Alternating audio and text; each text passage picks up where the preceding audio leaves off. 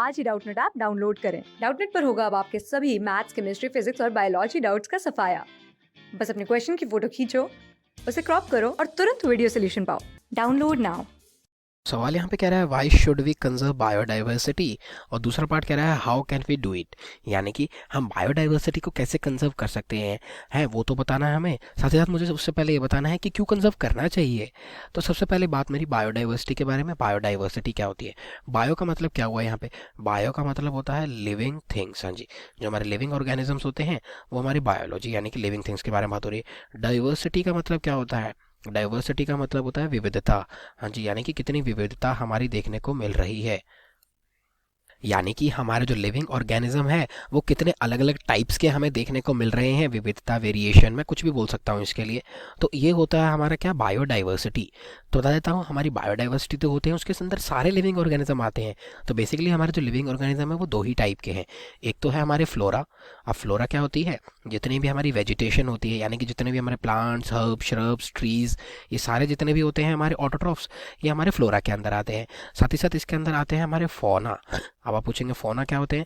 तो जितने भी हमारे एनिमल्स होते हैं, स्मॉल इंसेक्ट से लेके बड़े बड़े लार्ज हमारे एनिमल्स, जैसे कि इंसेक्ट्स हो गए, छोटे हो गए, एलिफेंट्स हो गए, वो कितने बड़े हैं, तो जितने भी हैं छोटे से लेकर बड़े तक सारे हमारे इंक्लूडेड होते हैं हमारी बायोडाइवर्सिटी के अंदर, जितने भी लिविंग ऑर्गेनिज्म है।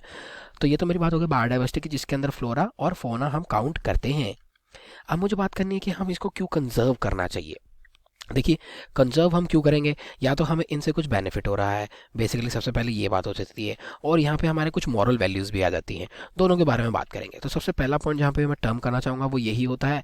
सबसे पहले प्लांट से बात करते हैं। तो जितनी भी हमारी जो फ्लोरा होती है, आपको पता ही है हमारी सारी रिसोर्सेज हम जनरली प्लांट्स या ट्रीज से ही लेते हैं। फॉर एग्जाम्पल, हमारे जो फूड प्रोडक्ट्स होते हैं, हाँ जी, अब आप देख सकते हैं जो फूड प्रोडक्ट्स होते हैं बेसिकली हमारे कहाँ से आते हैं? हमारे प्लांट से ही आते हैं। एग्जाम्पल लेके दिखाऊँ, आप जो फ्रूट्स खा रहे हैं वो कहाँ से आ रहे हैं? हमारे जो फ्रूट्स आ रहे हैं ये हमारे प्लांट से आ रहे हैं, ठीक है ना। तो देखिए, फ्रूट्स आ रहे हैं प्लांट, हमारी जो क्रॉप है जैसे कि चावल, गेहूँ, ये कहाँ से आ रही है? हमारी वेजिटेशन से ही आ रहे हैं। वेजिटेशन ही हमें ये प्रोवाइड करा रही है। तो आप देख सकते हैं जितने भी हमारे फूड प्रोडक्ट्स जो हैं वो सारे हमारे फ्लोरा के पास से आ रहे हैं। तो हमारी जो वेजिटेशन है वो हमें रिसोर्सेज प्रोवाइड कर रही है, जैसे कि फूड प्रोडक्ट्स हो गए। साथ ही साथ आपने देखा होगा कई बार हम वुड को भी यूज़ करते हैं। जो हमारे प्लांट्स की वुड होती है उसको हम इंडस्ट्रीज़ के अंदर यूज़ करते हैं, कई बार एज अ फ्यूल भी यूज़ करते हैं। कई बार पेपर इंडस्ट्री के अंदर हमारी वुड कितनी ज़्यादा यूज़ होती है तो हमें ये वुड भी दे रहा है यहाँ पे। तो मैं बेसिकली ऑल एंड ऑल बात करूँ तो हमारे जितनी भी हमारी लाइफस्टाइल है वो हमारी फ्लोरा की वजह से ही एकम्प्लिश हो रखी है, यानी कि फ्लोरा ही हमारी वो सारी चीज़ें दे रही है हमें जिससे हमारी लाइफ चल रही है। तो एक तो सबसे बड़ा रीज़न यही है, जब हमारी लाइफ ही हमारी बायोडाइवर्सिटी के ऊपर डिपेंडेंट है, यानी कि उसके ऊपर, तो हम उसको कैसे डिस्ट्रॉय कर सकते हैं। तो पहला पॉइंट ये हो गया। दूसरा पॉइंट के बारे में बात करता हूँ, हमें और भी बेनिफिट्स देखने को मिल रहे हैं हमारी वेजिटेशन से। और ये तो मेरी बात हो गई थी रिसोर्सेज की कि कौन से रिसोर्सेज दे रही है। हमारे ऐसे नेचुरल प्रोसेसेस होते हैं जो हमारी वेजिटेशन करती है। फॉर एग्जांपल, हमारी जो ऑक्सीजन की रिप्लेनिशमेंट होती है, यानी कि अब आपको पता ही है जो हमारी ऑक्सीजन होती है वो हमारे प्लांट्स के द्वारा रिलीज़ की जाती है एटमॉस्फेयर के अंदर। हम क्या करते हैं, हम ऑक्सीजन को लेते हैं और CO2 दे देते हैं, लेकिन हमारे प्लांट्स करते हैं उल्टा, CO2 को वो लेते हैं और ऑक्सीजन देते हैं। तो ये जो ऑक्सीजन है बेसिकली कहाँ से आ रही है? हमारे प्लांट्स के पास से आ रही है। तो अगर हमारे प्लांट्स को सेव नहीं किया जाएगा तो हमारे लिए जो ऑक्सीजन है वो नहीं आ पाएगी, और अल्टीमेटली क्या है, हम भी डाई कर देंगे। तो इसलिए देखा आपने, ये एक नेचुरल प्रोसेस है। हमारे ऑक्सीजन का जो रिप्लेनिशमेंट हो रहा है हमारे एटमॉस्फेयर के अंदर, उसमें हमारे प्लांट्स का एक काफ़ी ज़्यादा बड़ा रोल होता है। साथ ही साथ यहाँ पे हमारे नेचुरल प्रोसेसेस प्लांट्स के अंदर भी देखने को मिलते हैं, जैसे कि पॉलिनेशन। तो ये जो पॉलिनेशन होती है ये क्या होती है? हमारे जो प्लांट्स हैं वो अपनी सेक्सुअल रिप्रोडक्शन करते हैं, उसी का एक पार्ट होता है पॉलिनेशन, जहाँ पे हमारे मेल गैमेटोफाइट जाते हैं फीमेल गैमेटोफाइट के पास फर्टिलाइजेशन करने के लिए। तो ये जो पॉलिनेशन होती है इसी से हमारे क्या होते हैं, इसी से सेट होते हैं हमारे फ्रूट्स। तो ये जो फ्रूट्स होते हैं हमारे फर्टिलाइजेशन, यानी कि हमारी जो सेक्सुअल रिप्रोडक्शन होती है प्लांट्स के अंदर, जिसमें पॉलिनेशन एक अहम रोल निभाती है, उसके बाद ही सेट होते हैं। तो आप देख सकते हैं ये भी हमें रिसोर्स प्रोवाइड करने का काम कर रहे हैं। बाकी पॉइंट्स के बारे में बात कर लेते हैं कि आखिर और कौन कौन से पॉइंट।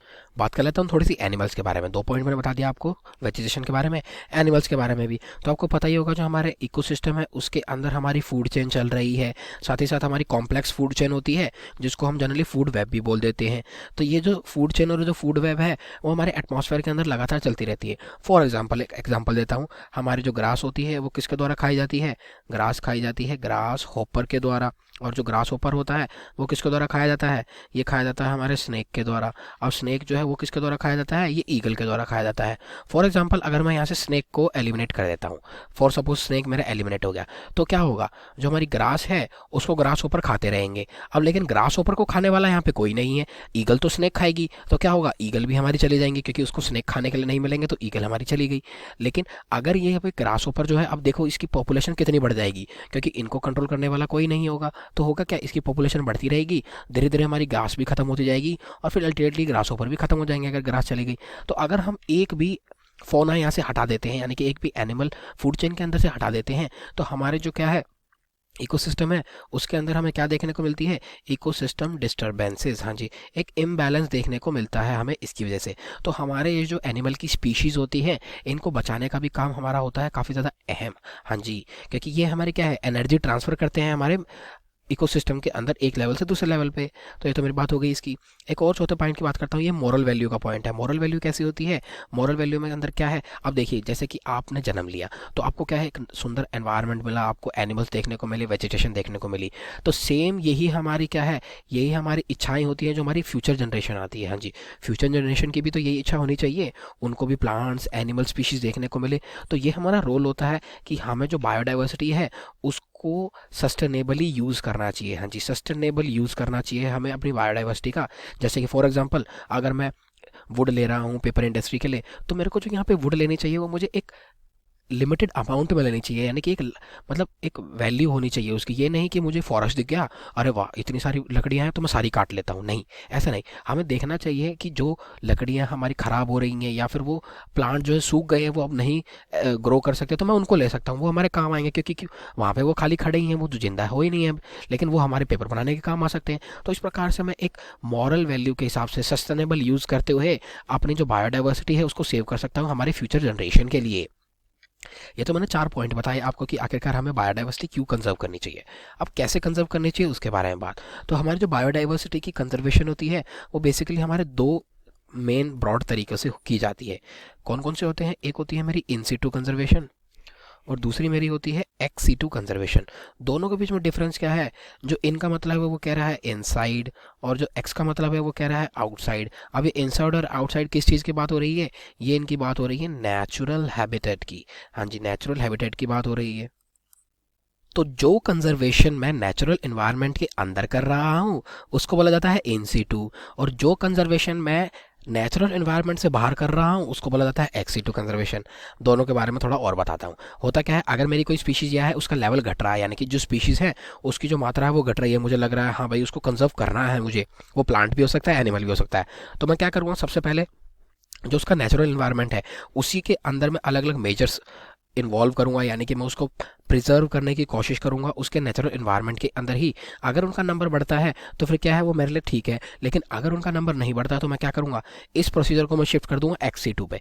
एक्स2 में क्या होता है, हम जो हमारी स्पीशीज़ है उसको एक स्पेशली क्रिएटेड इन्वायरमेंट के अंदर लेके आते हैं। यहाँ पे हम स्पेशली एक एनवायरमेंट बनाते हैं, ये हमारे नेचुरल हैबिटेट के जैसा ही दिखता है लेकिन नेचुरल हैबिटेट नहीं होता है। हाँ जी, उसके जैसा ही दिखता है लेकिन इसको हम अलग से बनाते हैं ताकि हम उसकी क्या कर सकें, हम उसकी स्पेशल केयर कर सकें, क्योंकि अब आपको पता है वो ज़्यादा खतरे में है तो उसकी स्पेशल केयर करनी ज़रूरी है ताकि उसका नंबर बचाया जा सके हमारे इकोसिस्टम के अंदर। तो इसलिए हमारी जो एक्स2 कंजर्वेशन होती है वो हमारे नेचुरल एनवायरनमेंट से बाहर की जाती है, उसके जैसा ही दिखता है लेकिन हमारा नेचुरल हैबिटेट नहीं होता है वो उस एनिमल का। तो ये होती है मेरी कंजर्वेशन इन सीटू और एक्स2। तो ये हो जाता है मेरे क्वेश्चन के दोनों भाग यहाँ पे कंप्लीट। Thank you. क्लास 6 से 12 से लेके नीट IIT JEE मेंस और एडवांस के लेवल तक 10 मिलियन से ज्यादा स्टूडेंट्स का भरोसा। आज ही डाउनलोड करें डाउटनेट ऐप या व्हाट्सएप कीजिए अपने डाउट्स 8400 400 400 पर।